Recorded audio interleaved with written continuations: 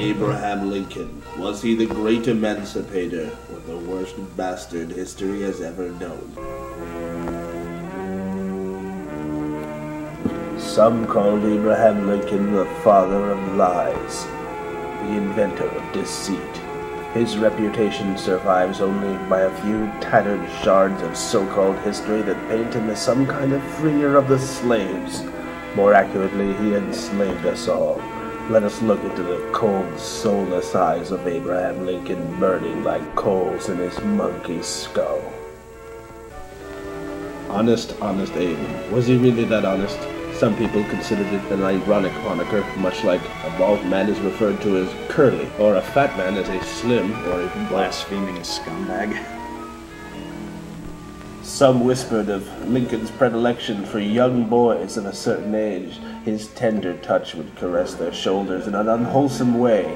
Lincoln had a real burning desire for a dwarf boy. If a man could birth a dwarf boy, he'd be elected to his Senate. Just when you thought you were done with Lincoln, boy, I tell you, Lincoln was done with you! Since there are no recordings of Abraham Lincoln, no one knows quite exactly what he sounds like. Several historians have come up with a composite that I'd like to play for you here. Lincoln, why did you work with the Japanese? I should have come to it. I had no choice, my friend. It was either work with the Japanese or drown. Working for the Japanese made America very strong, and I'll do it again if I can. Why did you work to hurt and injure us? Why did you get in league with them? Why? I had no choice, my friend. The French were moving in, and I had to do something. Goddamn thunderhorse, son of a bitch.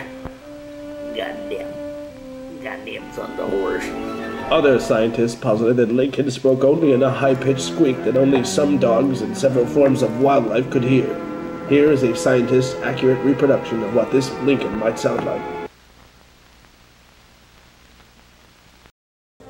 That was Abraham Lincoln's final solution, to kill all the Southerners.